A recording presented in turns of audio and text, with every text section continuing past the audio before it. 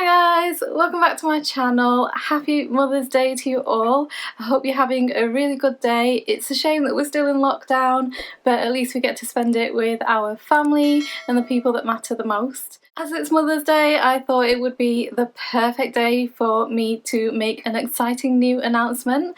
I've been keeping this a secret from you guys for the last 3 months, and I'm so excited that I am finally able to share it with you. But yeah, with it being Mother's Day, we are also celebrating because I am about to be a mother. That's right, we are expecting and we couldn't be any happier. We can't wait to meet little baby. I am 13 weeks and 4 days today, which means I am near the end of my first trimester, and we just wanted to wait until we got to this point before we announced it to everyone. I am due on the 15th of December, which is only a couple of days after mine and my husband's 4th year wedding anniversary, so it's already a really special time of year for us, and it's just going to become even more special once baby's here. We feel so blessed to have an amazing gift coming our way for our anniversary. I just want to tell you a little bit about how we found out, when we found out, and the symptoms that I've been having. The day I found out, I had taken a one-step pregnancy test strip, which is a really cheap one that you can get off Amazon, and I'll leave the link down below for you if you want to check it out. They work really well. They have worked well for me and my husband, so I definitely would recommend them. The idea was for me and my husband to test together, but I really wasn't expecting to see a positive result, so I thought I'd just check it and then I could tell him later. I didn't want to wake him up. And also I thought if that test strip came back negative, then I can just move forward and carry on with the rest of my day, and at least it won't be there in the back of my mind wondering what if. So the test strip came back very dark, so it was definitely positive, and I couldn't wait to tell my husband. I ran out of the bathroom and woke him up and told him the good news. He was super excited. My husband has been waiting to have a baby since he came to this country, and it was always me that was saying that we should wait. I wanted to spend time together as a married couple because we didn't have that luxury with us being in different countries. I wanted to go travelling for a little bit, and then I wanted to also buy a house, which we have done now, so it's come at a perfect time for us. I do wish that all the work on the house was over and that we were settled, but hopefully by the time baby arrives we will be settled in the house. If not, it's not much of an issue. I'm sure my parents won't mind. They probably will love having their grandchild living with them, but yeah, as soon as we can get into our new place we will move. The next day, just to confirm, I took another one-step pregnancy strip. I also took a clear blue original and I took a clear blue digital test, and they all came back positive, so it was definitely true. We were definitely pregnant. So yeah, we were really looking forward to it. I called my doctor straight away just to let them know. I've never been in this situation before, so I wasn't really sure how to go about it. The doctor told me to continue taking my prenatal vitamins and also gave me a number to call the midwife once I reached 8 weeks.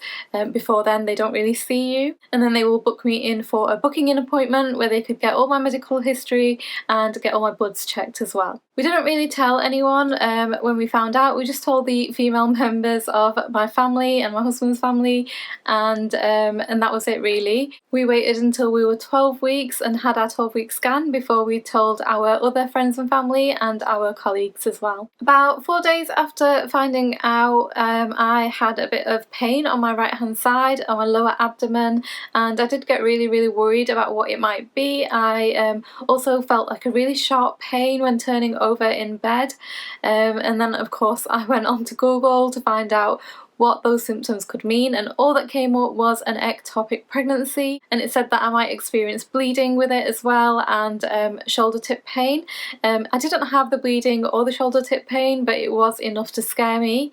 If you don't know what an ectopic pregnancy is, it's when a egg implants outside of the womb, usually in the fallopian tube, and any egg that implants outside is not viable, and they can't move it to the womb, so they need to remove it. It is especially dangerous when it's in the fallopian tube because it can rupture the tube and it becomes life-threatening if surgery isn't done at the right time. So yes, I was really worried. And now Google is not something to go by, but it did panic me a little bit. So I started looking at ways that I could get a early pregnancy scan, and I just googled it. I just googled early pregnancy scan in Sheffield, and a couple came up, one with some reviews on it, so that's the one I chose to go with. And I'll do a separate video on how that appointment went and what was said in that appointment. I think you can get an early pregnancy scan on the NHS, but I'm not sure what requirements you need to be able to get one of those. I'm sure just worrying is not enough of a requirement, and I don't think they would have given me one. But click on the link above once it's uploaded. I'll have it linked and you'll be able to see that video. That pain lasted about 4 days or so. It wasn't very long, and then I haven't experienced it since. In terms of my pregnancy, I think that I've had a really good pregnancy. Often I forget that I'm actually pregnant, and there are days where I don't have any symptoms at all. Most days I don't have any symptoms. And then there are some days that I do get symptoms, and I got them especially earlier on in the pregnancy, not so much at the moment. It is a little worrying sometimes because you kind of aren't sure whether there's definitely something in there, but I just have to consider myself very lucky. I may not be as lucky in my next trimester, so I better enjoy this one. I've been very lucky to have been on furlough as well for the first 3 trimesters. Because they do say it's the worst, and that you do get really tired, and fatigue is definitely one that I have been suffering from. It's not so much of a problem now, but it was at the very beginning when I was about 6 weeks pregnant. I was also doing the management training program for work. I was filming and editing all of my videos for the supporting documents, and of course I was pregnant, so that just makes you tired anyway. So the combination of the 3 of them just made me super tired, and then once I had finished doing the management program and finished filming my supporting documents, I kind of just crashed out, and I lost a lot of my energy. I really struggled to pick up the camera again. I struggled to get back to comments on my videos, and I took a lot of naps. I took a lot of naps during the day, and I lay in quite a lot, so yeah, so I'm kind of lucky that I've been at home on furlough. Please bear with me. Now that I'm coming towards my 2nd trimester, hopefully things are going to be a little bit easier, but who knows, it might become worse because I've had it so easy in the 1st trimester. Another symptom that I've had is hunger.